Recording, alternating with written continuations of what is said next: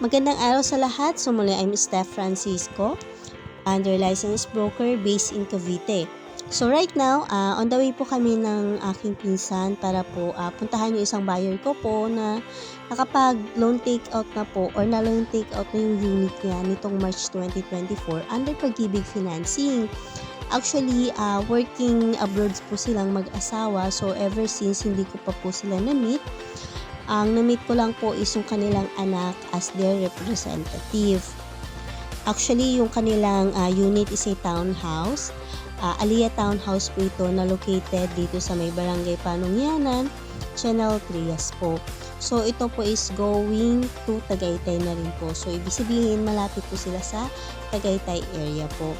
So, ito po is under City Homes, which is Isabela Village po. So, while driving, ayan, since passenger po ko, ayan, i-disclose ko na lang din po yung features and amenities na meron tayo sa Isabela Village. Ano bang meron tayo dito? Meron tayo multi-purpose clubhouse, covered basketball courts, open basketball courts, swimming pool, gated community, parks and playground, chapel, biking lanes, commercial strips. Then, meron din po tayong family lifestyle activities. Ano ba yung mga yon? For example, meron tayong community gardening for our seniors, weekend market for the hands-on mommies, boating and fishing for dad and the kids. Then, meron din po tayong picnic areas with barbecue pits, wellness and rejuvenating spa huts. So, meron din po tayong rock climbing for adventure seekers, then trampoline facilities for the energetic, then zipline for thrill seekers. Then meron din po tayong boardwalk for strolling. Later on po ipapakita ko po sa inyo or madadaanan natin yung mismo existing community na po sa loob ng Isabela Village po. Dito po nag-offer po tayo ng single attached and townhouse po. Actually sa townhouse po is sold out na po talaga. So ngayon, meron po tayong available na 3 units po na complete finish and isang basic finish po na unit. So, dito po applicable po ang bank financing and pag-ibig financing po. So, meron din po tayong single attached. So, sa single attached po, meron na lamang po tayong limited units under bank financing and pag-ibig financing of course.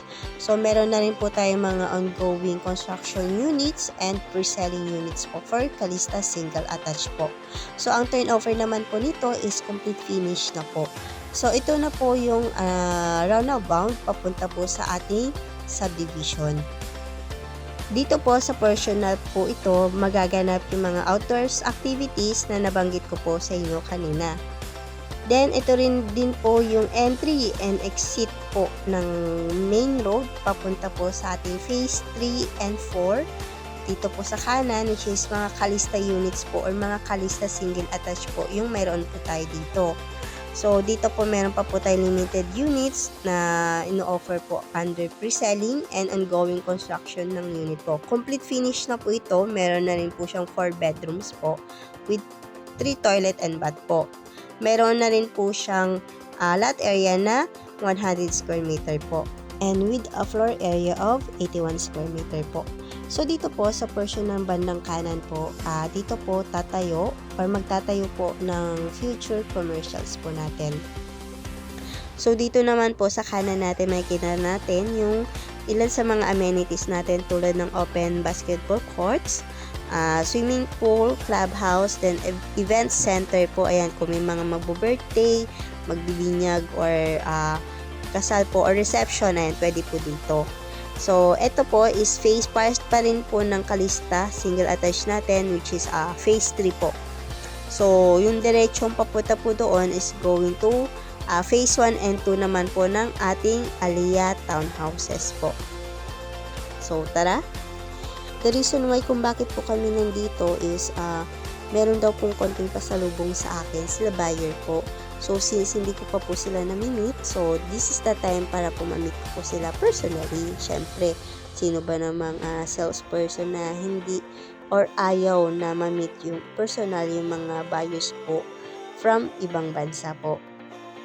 nakakataba lang po ng puso kasi po na-appreciate po nila mag-asawa yung assistance ko from reservation hanggang sa magkaroon ng konting problema sa loan processing. Pero at the end of the day, na-approve naman po sila sa Pag-ibig.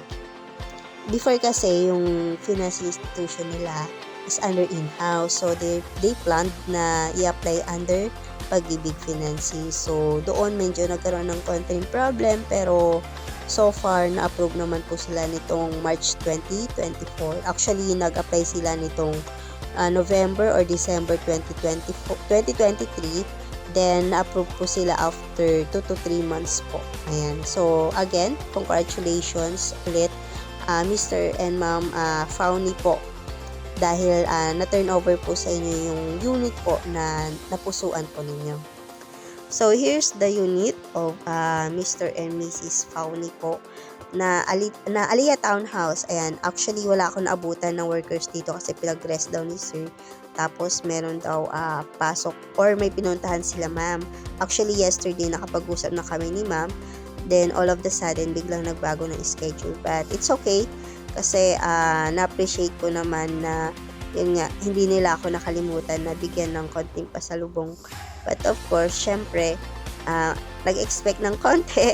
Pero okay lang, at least I did my best para po may bigay or may assist ko sila from reservation to comply sa mga requirements, signing ng documents, then schedule po for housing loan and approval from the Pag-ibig. So maraming salamat po. So it's not too late to upload this video po. So maraming salamat po. If you're new to my channel, please don't forget to click the notification bell para po mag-updated sa mga next videos po natin regarding sa mga housing loan po under Pag-ibig Bank and in-house financing.